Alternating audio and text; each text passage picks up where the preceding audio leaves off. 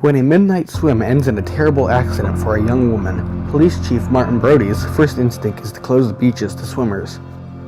But it's going to be a long, hot summer in the small town of Amity, Long Island, and the mayor suspects holiday makers to flock to the beaches.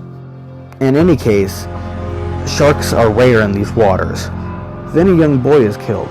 The distraught mother puts a prize out on the shark, and Amity is soon intruded with bounty hunters.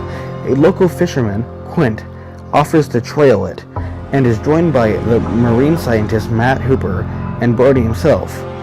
For him and his conscience, hunting the great white feels personal.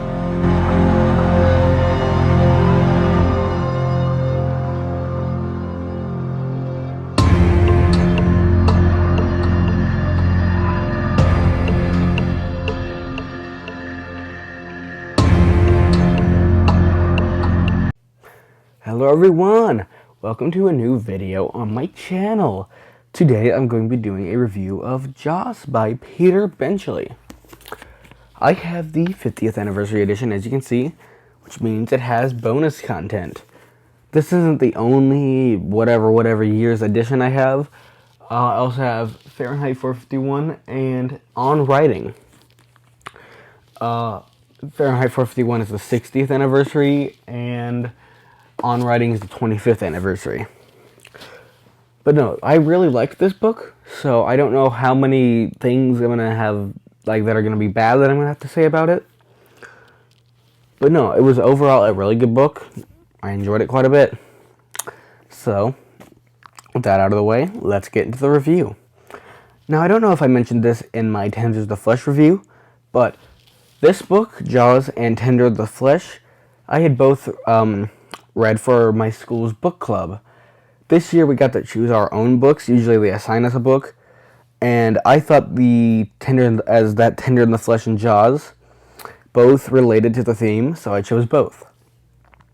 Now, going to Jaws as a book, I thought it was very good. Now, I have seen the movie, but I don't remember much of it because it's been a while since I've seen it. But no, that movie, terrified me. It caused me not to want to go in the water for, I think it was the entirety of the summer. But no, this book was still definitely scary, but I don't think it was as scary as the movie. This book is a much more character-driven story than the movie.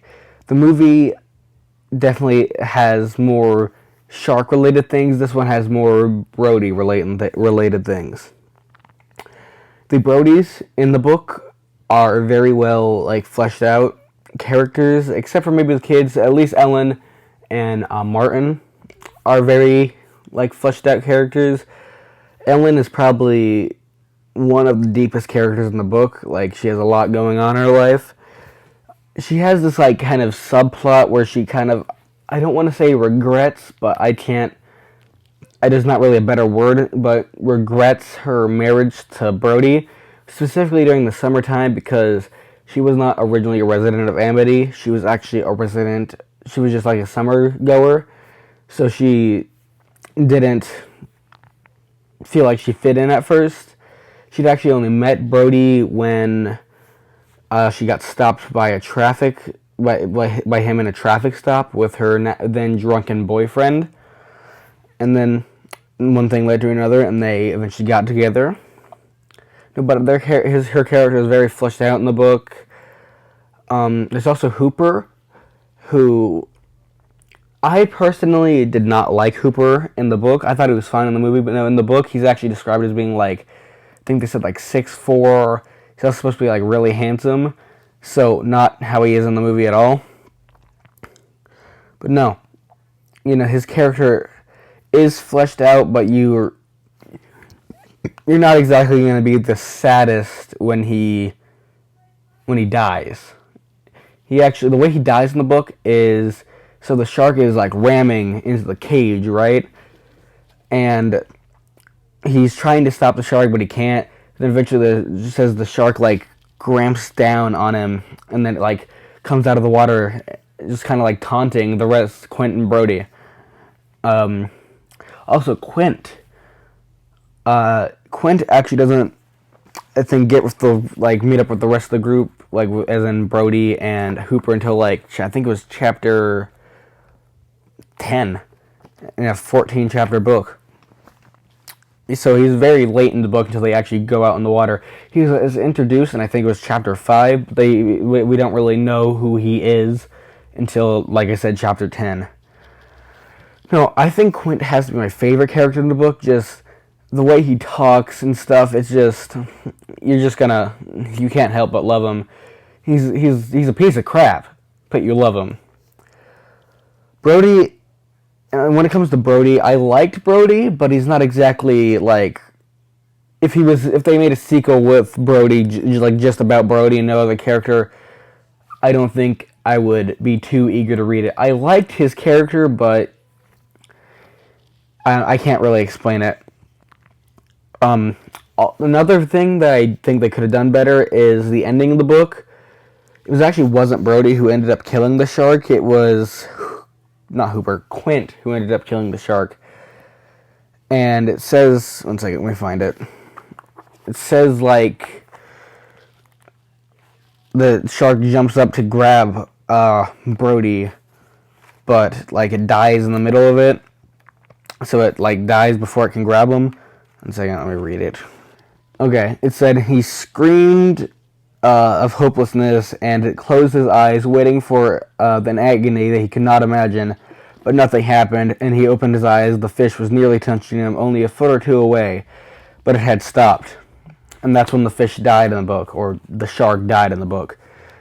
This was after Brody basically did nothing, and Quint had just shot the shark a bunch. Quint still dies in the book, but it actually ends with him, like, dying. It says his body was kind of, like, suspended like this. Why is this going down? Stop moving. It says, like, his body was suspended like this in the water. And that's, like, and then Brody's, like, stuck his head in the water. He saw the shark sinking to the bottom. And he saw he saw Quint like this. And then he started, like, paddling back to shore. So I think Brody could have been more involved with the ending of the book. But honestly, I'm just kind of nitpicking at this point. Don't get me wrong, I really like this novel. It was probably a 5-star for me. It's just, I'm trying to find things I don't like, so I'm just not saying all positive things about the book. Now I'm actually going to get into some positives. I thought the dinner party scene was really good, but in like a cringe kind of way. It really reminded me of if you've seen The Office, the dinner party episode in The Office. Except this one is arguably more awkward because Brody's like drunk the whole time, and then afterwards they get into a fight. It was the whole time I was reading it, I was picturing Brody as Steve Carell, aka Michael Scott. But no. Also, Ellen does cheat on Brody with Hooper in the book. They go have like a date and they kiss and stuff. It's a weird scene. I do think they could have cut that out. But, you know, overall, it was a good book, and I'll rate it. I'm probably going to give this one a 5-star. It was really good. I liked it. Probably my favorite out of all the ones I've read. So, yeah. That was really all I have to say about this book. My next review should either be... My first movie review, like I said in that short, is going to be Undertone, once I see it a second time. But my next book review is probably either going to be The Eyes of the Dragon or The Exorcist if I finish it in time, but it's most likely going to be The Eyes of the Dragon. Also, quick book update so I don't have to make a separate short about this. I have gotten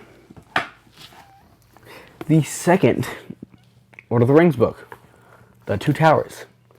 So yeah, I'm really excited to read these. I'm probably going to read them after I finish The Exorcist. But no, that was my review of Jaws. And, hey, in case I don't see ya, good afternoon, good evening, and good night.